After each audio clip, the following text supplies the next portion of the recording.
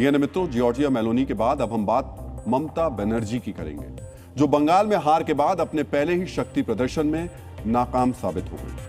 आज आपको यह भी जानना चाहिए कैसे पश्चिम बंगाल में बुलडोजर एक्शन और सड़क पर नमाज को लेकर पूरा विपक्ष एकजुट हो गया। कैसे टीम ओवैसी कोलकाता को सऊदी बनाने की योजना बना रही है। लेकिन पहले आज की इस तस्वीर को आप देखिए। यह तस्वीर ममता बनर्जी की पार्टी टीएमसी के शक्ति प्रदर्शन की है।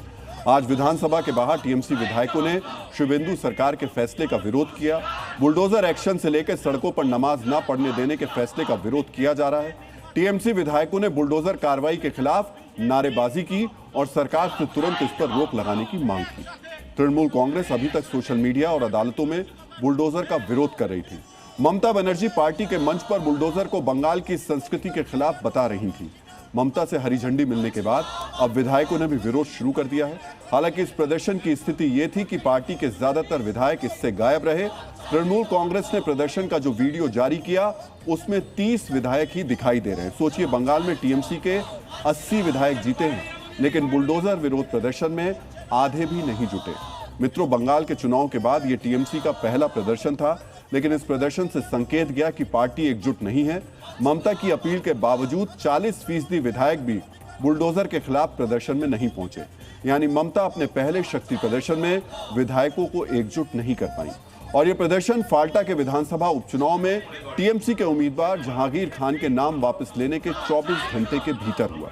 यानी एक तरफ उम्मीदवार नाम वापस ले रहे हैं, तो दूसरी तरफ विधायक पार्टी के प्रदर्शन में नहीं पहुंच रहे हैं। जिस पार्टी की पहचान आंदोलन की रही हो, उसके नेता अब आंदोलन से किनारा कर रहे हैं। बुलडोजर एक्शन के खिलाफ टीएमसी कल सड़कों पर भी उतरने वाली है। टीएमसी के कार्यकर्ता बुलडोजर एक्शन के खिलाफ कल हावड़ा और सियालदह रेलवे स्टेशन के बाहर भी प्रदर्शन करने वाले हैं, यानी उन स्टेशन पर जहां अवैध दुकानों को तोड़ा गया था। लेकिन जब प्रदर्शन में पार्टी के विधायक नहीं पहुंच रहे हैं, तो कार्यकर्ता कितनी संख्या में आएंगे, इस पर भी बड़ा सवाल है। मित्रों, एक तरफ अवैध निर्माण पर बुलडोजर कार्रवाई को लेकर प्रदर्शन किया जा रहा है, तो दूसरी तरफ टीएमसी सड़कों पर नमाज पढ़ने के खिलाफ सख्ती भी नहीं चाहती। टीएमसी सड़क पर नमाज का किस तरह समर्थन कर रही है, ये भी आपको सुनना चाहिए। अगर कहीं पर रास्ता पे नमाज होता था तो चलना चाहिए। अगर नहीं चलते हैं तो हम कहेंगे कि माइनॉरिटीज का अधिकार को छीन लिया जा रहा है। स्वागत राय तृणमूल कांग्रेस के सबसे अनुभवी नेताओं में से एक हैं। 5 वर्ग के लोकसभा सांसद हैं, 50 साल से ज्यादा समय से राजनीति में सक्रिय हैं। हम उनका सम्मान करते हैं, लेकिन आज उनसे ये पूछना चाहते हैं कि संविधान में ये कहां लिखा है कि सड़क पर नमाज पढ़ने की इजाजत है। संविधान के किस अनुच्छेद में है कि सड़क पर नमाज पढ़ना मुसलमानों का अधिकार है। अगर यह अधिकार नहीं है, तो फिर उस पर रोक लगाने का अधिकार छीनना कैसे कहा जा सकता है। मित्रों, यह अधिकार नहीं है, इसको तुष्टीकरण कहते हैं। और बंगाल में तुष्टीकरण की यही राजनीति पिछले 15 वर्षों के दौरान होने के आरोप लगते रहे। यानी मित्रों, सड़क पर नमाज के समर्थन में सिर्फ टीएमसी नहीं है, बल्कि विपक्ष का एक बड़ा हिस्सा सड़क पर नमाज रोक के फैसले के खिलाफ है। खुद को मुसलमानों का सबसे बड़ा रहनुमा बताने वाले असदुद्दीन ओवैसी की पार्टी तो सऊदी अरब का हवाला देकर सड़क पर नमाज को सही बता रही है। एआईएमआईएम के प्रवक्ता वारिस पठान ने सोशल मीडिया पर एक तस्वीर पोस्ट की। उनका दावा है, ये तस्वीर सऊदी अरब की है, वहां लोग सड़कों पर नमाज पढ़ रहे हैं। इन तस्वीरों में वारिस पठान भी दिख रहे हैं। आखिर ये तस्वीर दिखाकर वारिस पठान क्या साबित करना चाहते हैं? क्या वो कोलकाता को सऊदी अरब बनाना चाहते हैं? क्या वो इस तस्वीर के जरिए सड़क पर नमाज को सही साबित करना चाहते हैं? मित्रों, ये वारिस पठान की व्यक्तिगत तस्वीर है, इसलिए हमें इसकी सच्चाई का पता नहीं, लेकिन एक सच्चाई हम आज उन्हें जरूर बताना चाहेंगे जो सऊदी अरब के कानून में है। सऊदी अरब में सड़क को आम यातायात और पैदल आवाजाही के लिए माना गया है। सऊदी ट्रैफिक नियमों के तहत गलत जगह पार्किंग, सड़क पर अनावश्यक रुकने और ट्रैफिक की रफ्तार में रुकावट डालने पर जुर्माना लगता है। ट्रैफिक नियमों के उल्लंघन पर 100 सऊदी रियाल से लेकर 2000 रियाल तक का जुर्माना लगाया जाता है। यानी भारतीय रुपए में लगभग 2500 से लेकर 50,000 रुपए तक का जुर्माना है। यूएई में तो ट्रैफिक कानून और सख्त है।